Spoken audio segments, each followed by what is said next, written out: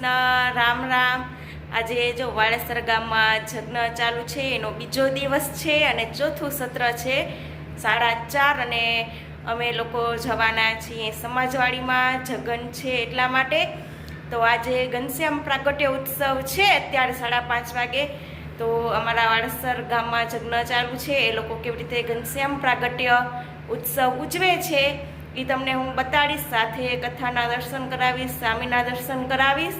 તો બધા લોકો વિડીયાની અંદર બનીને રહેજો. તો ચાલો આપણે જઈએ સમાજવાડીમાં. ભક્તિ માતા શોભવા લાગ્યા છે, ભગવાનનું આગમન થવાનું છે. આપણે ભવ્ય રીતે ભક્તજનો આ કથામાં ભગવાન ઘનશ્યામને બોલાવીશું. સંતો પણ અવારથી આ ગામના યુવાનો સાથે રાખીને ખૂબ મહેનત કરેલી છે. આપણે માનીશું મોટા સંતોના સાનિધ્યમાં પ્રાગટ્ય મહોત્સવ, પણ જોવો શું થાય. ભગવાન આવે ને, દેવી હોય એને આનંદ થાય. દેવી હોય ને એને આનંદ થાય કે મારા ઘરે ભગવાન આવશે, મારા ઘરે સંતો આવશે, એને આનંદ ઉછરંગ હોય. પણ ઘણાય અસુરો જે અદેવી જીવો હોય ને એને કહેવાય કે ખીર કેવી ઉત્તમ કહેવાય, ઉત્તમ ભોજન કહેવાય. કોને નો ભાવે ખીર? કોને નો ભાવે? છે અહીંયા એવા હોય ને ઘણા, એને આવી વાતો ન ગમે. અને એવો એક સમુદાય હતો, મોટો સમુદાય હતો અસુરોનો. એને ખબર પડી ગઈ કે આપણો શત્રુ આવવાનો છે અને એ જો આવી ગયો તો આપણું સામ્રાજ્ય જેમ છે ને રહેવાનું નથી, ભાંગીને મૂકો કરી નાખશે. એના પહેલા આવે ને પાડ બાંધી લઈએ. વિંધ્યવાસી દેવીને ત્યાં બધો ભેગો થયો સમુદાય અને એ વખતે ઉત્સવ કર્યો. ન કરવાનું મંદિરમાં કામ કર્યું છે ને દેવી ભક્તજનો કોપાયમાન થઈ. કાલીદત્ત અસુર ગુરુ સપનામાં એમને આવી અને શ્રાપ આપી દીધો કે તમે મારા મંદિરમાં આવી અને તમે દારૂનું પાન કરી અને વ્યભિચાર તમે કર્યો, એ અનેક જીવોનો તમે વધેર કર્યો છે ને, માટે જાઓ, તમને હું શ્રાપ આપું છું કે વંશે સહિત તમારો ઉચ્છેદ થઈ જાય અને તમારા જીવનમાંથી ધન ધાન્યાથી આજીવિકા છે ને બધી નાશ પામી જાય અને ટૂંક સમયમાં તમારો વિનાશ ચોક્કસ છે, વિનાશ ચોક્કસ છે. અને આવો શ્રાપ આપી દીધો દેવીએ. આ તો અસુરો હતા. નક્કી કર્યો કે આ તો દેવી છે, કોપાયમાન થઈ છે, દેવીને આપણે રાજી કરી લેશું. હમણાં એક બાજુ મૂકી દઈએ એમને, પણ આપણો શત્રુ જન્મવાનો છે ને એને આપણે આવે એ પેલા કઈક તપતો ગોઠવીએ. તમને ખબર છે ને, રોગ અને શત્રુ એ પ્રારંભ જો ડોંગાઈ જાય ને તો આગળ વધે નહીં. ડાયાબિટીસ ખબર પડી કે હવે અંગૂઠે ઉતરી છે અને જો બરાબર ટ્રીટમેન્ટ આપણે ચાલુ કરી દઈએ તો કાપવાનો વારો આવે. પછી આળસ રાખી તો પછી થોડું કરતા કેટલું કપાઈ જાય કઈ ખબર ન પડે. એટલે ટાણે એની જો વિધિ થઈ જાય તો એ સુખી થાય. હો, અસુરે આવો પ્રયત્ન કર્યો કે રોગ શત્રુને ઉગતા ડાંભી દેવો જોઈએ, નાશ કરી નાખીને તો આગળ વધે નહીં. આ બાજુ ભક્તો ઉપાયમાં રહ્યા છે અને ભક્તિ માતાના ઉદરમાં ભગવાન પધારી ચૂક્યા અને ભક્તિ દેવી દેવ માતા અદિતિની જેમ આ પૃથ્વી ઉપર સમગ્ર નારીઓને પૂજનીય થયા છે. અને સભ્યાની નારીઓ આવે, ભક્તિને જોવે ને તો વાતો કરે કે સાંભળ્યું કે દુનિયામાં સગર્ભા સ્ત્રી તો અનેક જોઈ આપણે, પણ આ ભક્તિ દેવી કેવી શોભે છે. આના જેવી તો આ દુનિયામાં કોઈ સ્ત્રી નથી. અને જોઈ જોઈને રાજી થાય. સુતાનંદ સ્વામી લખ્યું કે સમય પસાર થવા લાગ્યો, પ્રાગટ્યનો સમય નજીક આવ્યો, ભૌતિક તૈયારીઓ ઘરમાં થવા લાગી છે. ધર્મદેવના ઘરે મંગલ ગીતો, મંગલ વાજિંદ્રો વાગવા લાગ્યા છે. આજ ભગવાનનું પ્રાગટ્ય થવાનું ચૈત્ર શુક્લ નવમીનો મંગલ પ્રારંભ થઈ ચૂક્યો છે. સોમવાર છે, પુષ્ય નક્ષત્રનો યોગ છે અને તારે બાજુ મંગલ વાતાવરણ સર્જાણું છે. ભક્તના શીતળ સ્વસ્તિમાન પવન વાવવા લાગ્યો છે. નદી આ વાળાસર ગામના બાળકોને પણ આનંદ થયો. આજ વેશભૂષામાં આવ્યા છે. એ વખતે જો અપ્સરાઓ આજ દેવતાઓ ભગવાનની આગળ નૃત્ય કરીને ભગવાનના આગમનને વધારે તો આપણે કેમ નહીં? ત્યારે આજે આ સદગુરુ વંદના મહોત્સવમાં આજે યુવાનો પણ વેશભૂષામાં ભગવાનને આગમન કરવા માટે આજે એ પણ રાસ લઈ અને પધારવા માટે તૈયાર થયા છે અને આવી રીતે ભક્તજનો સમય પસાર થયો છે સજ્જન હતા એના મન પ્રફુલ્લિત થયા પુરુષોના જમણા અંગ ફરકવા લાગ્યા સ્ત્રીઓના ડાબા અંગ અસુરોને ત્રાસ થયો છે પક્ષીઓને આનંદ છે બમરાઓ ગુંજરાવ કરે છે દેવતાઓ પોતાના વાજિંત્ર વગાડે જાજ પ્રથા ઝાલર નોબન ઢોલ નગારા શરણાઈના આજ શોર થયા છે ગંધર્વો કિન્નરો મધુર ગાન કરે અને આવી રીતે ઋષિ મુનિઓ સ્વસ્તિક વાંચન સમય ગયો રાત્રિએ 10 અને 10 ઘડી વ્યતીત થઈને ભક્તિ દેવીના ઉદરમાંથી તેજનો એક પુંજ પ્રગટ થયો છે અને એટલું તેજ હતું ને આખું ઓડોડ આંગણે ઘેંચી અને આવું પવિત્ર વાતાવરણ ચૈત્ર સુદ નવમી ને રાત્રિએ 10 અને 10 ઘડી પૂર્વ દિશામાંથી જેમ સૂર્ય 16 કળાએ ચંદ્રમાં ઉદિત થાય ભક્તિ દેવીના ઉદરમાંથી ભગવાનનું પ્રાગટ્ય થયું છે ને દેવતાઓ આવ્યા અને ભગવાનના આગમનને પુષ્પ વૃષ્ટિ કરી અને ભગવાનના આગમનને વધાવ્યો અને જય ઘોષ કરે બોલો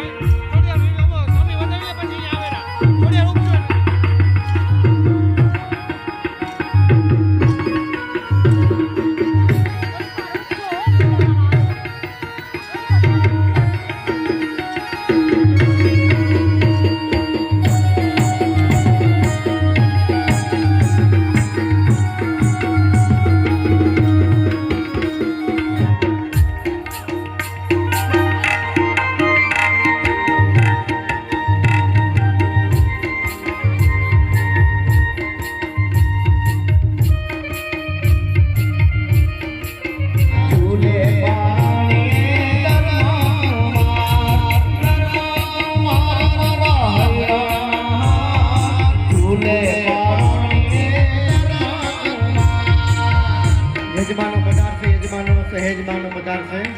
મંદિરના કમિટીના ભક્તો, ગામના વડીલો બધા એ ઠાકોરજીને વધાવવા માટે દરેક ભક્તો પધારો, વારા ફરતી પધારો.